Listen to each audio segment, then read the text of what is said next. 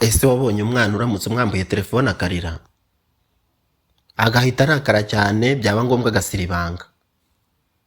Wigeze ubona umwana utabasha kurya atareba katuni cyangwa ibitente, akarya areba igitente kiniga ikindi?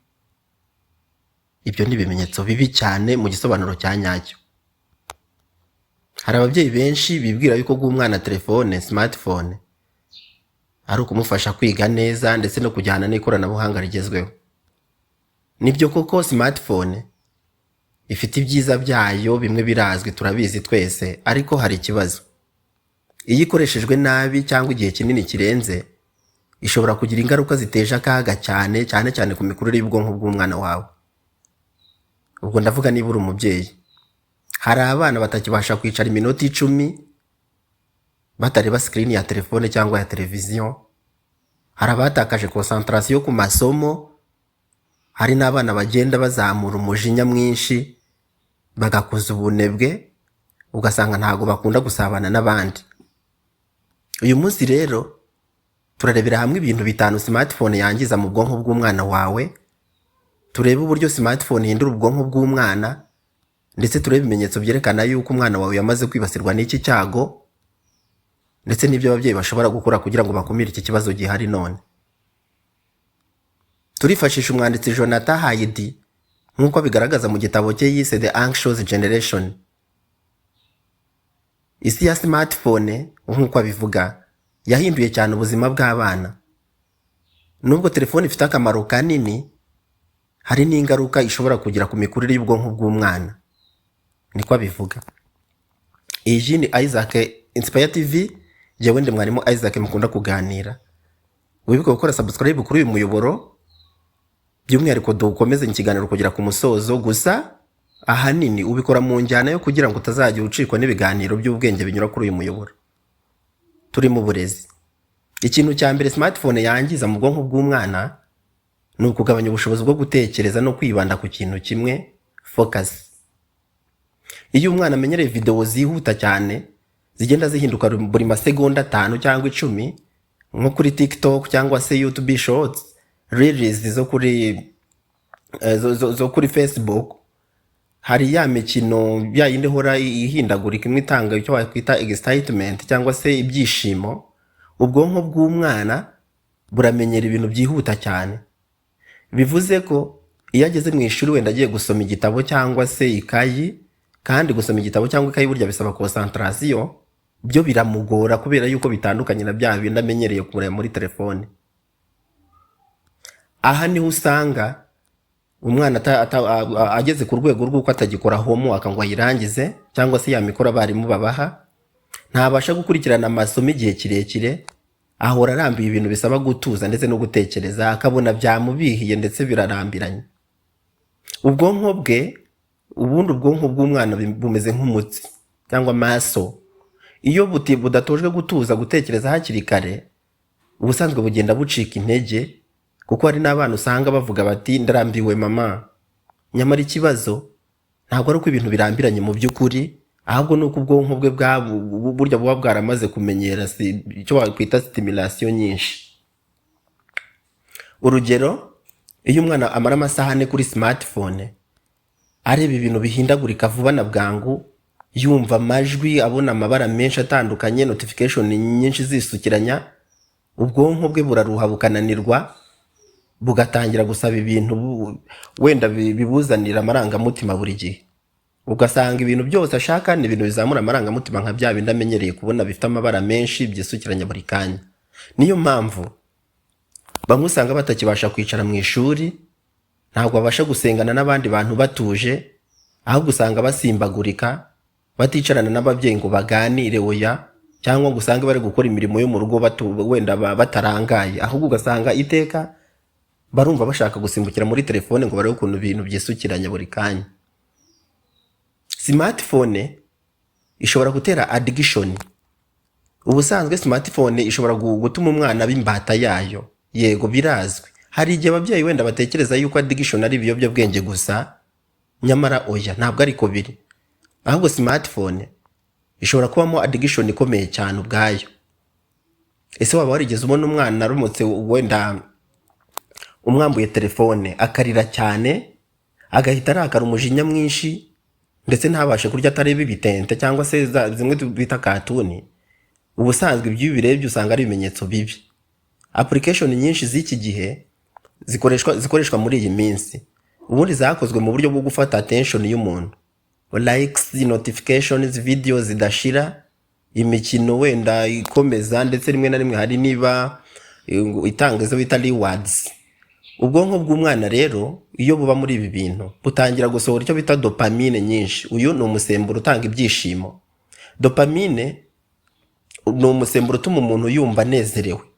Iyo ubwonko rero bumenyereye dopamine nyinshi zituruka kuri smartphone, ibintu bisanzwe byo mu buzima busanzwe bitangira kutaryoha.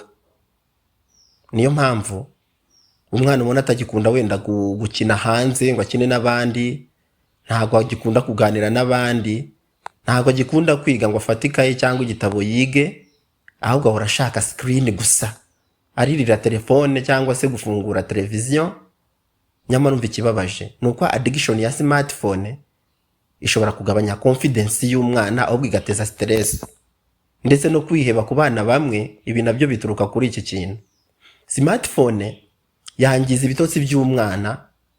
Iki ni ikindi kintu. Abana benshi baryama bafite telefone, bareba videos, bakina games, indi bazita games ariko ubundi ni imikino, cyangwa wenda bari kuri social media nijoro. Hari ikibazo. Screen ya smartphone ubusanzwe isohora urumuri ruriya rwitwa blue light, ni urumuri rw'ubururu. Uru rumuri mu miterere yarwo, muri kamere yarwo, ruba ruha amakuru ubwonko yuko hakiri ku manywa.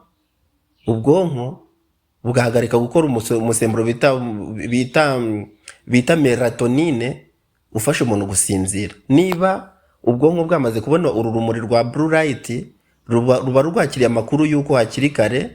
Uyu musemburo bita iyi hormone bita melatonine igahagarara gukorwa kugira ngo umuntu atangire gusinzira. Iyi melatonine ni ifasha umuntu gusinzira. Hari ingaruka rero. Umwana iyo aryama atinze, akabyuka ananiwe, afite amavunane ku maso, boshye umugabo waraye inkera, kuri uyu mwana hari ingaruka. Concentration iragabanuka, amanota ku ishuri akamanuka cyane. Iyo umwana adasinzira neza, ubwonko bwe ntabwo buruhuka, birumvikana. Memory iragabanuka, emotions zigahinduka. Niyo mpamvu bamwe usanga bagira umujinya cyane, bakarakara vuba buri kanya, cyangwa wenda bakarira bya hato na hato.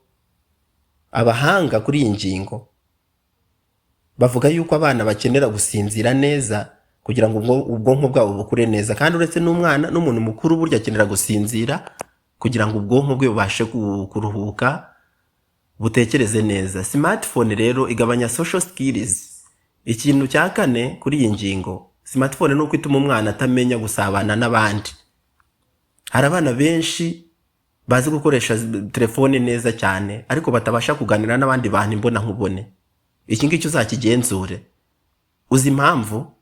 Nuko umwana wagombaga wenda gukoreshwa mu gukina n'abandi, wa mwanya yagombaga gukoresha aganira n'umuryango, asabana n'inshuti, uba wafashwe na smartphone.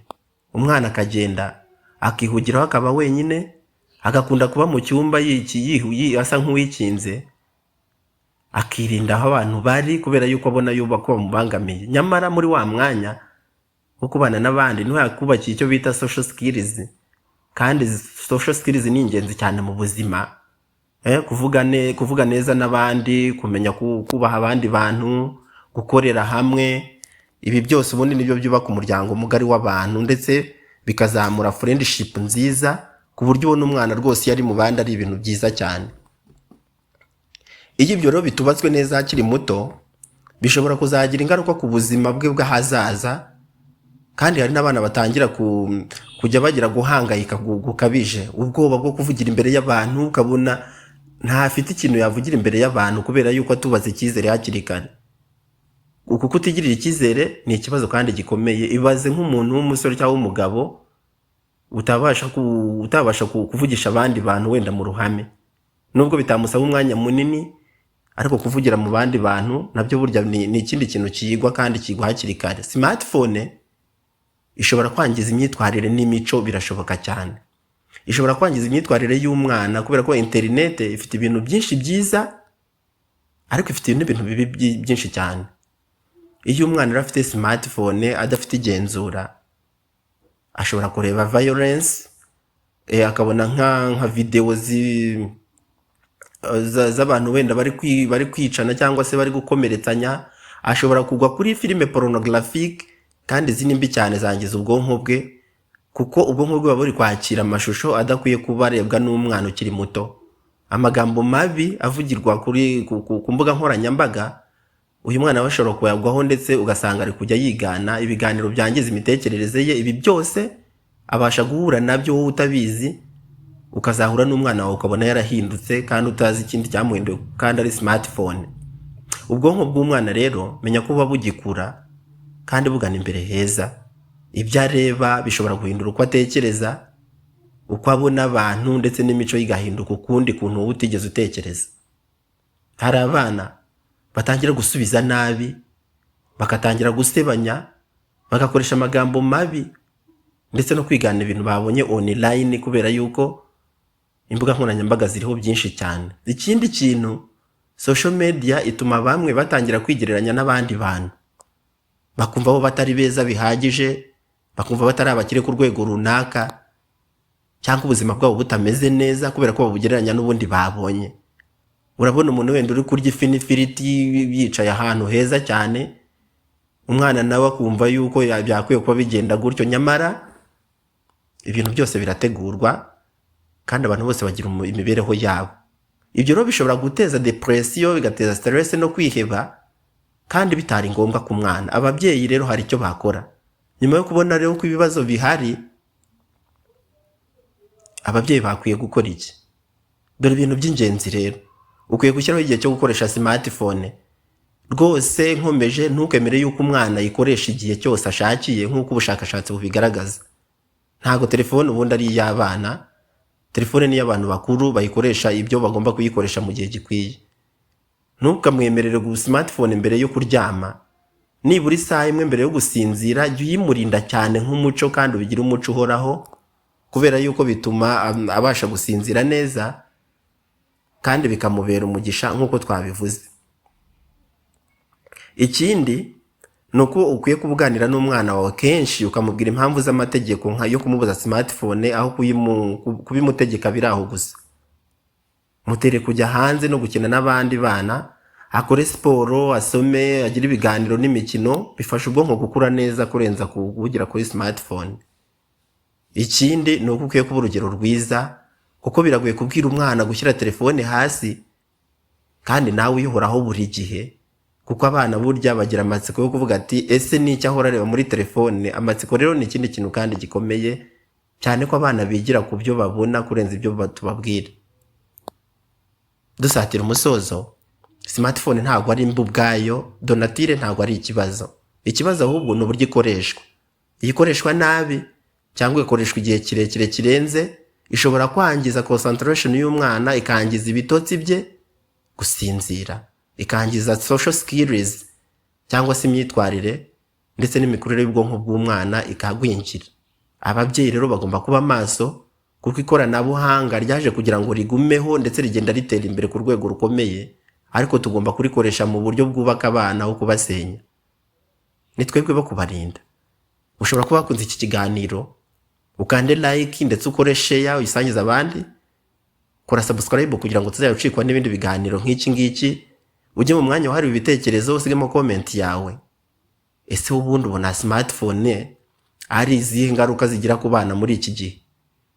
Reka nkomeze mbifuriza ibihe byiza birimo ibyiza byose mwifuza. Ndabakunda kandi ndabashimiye.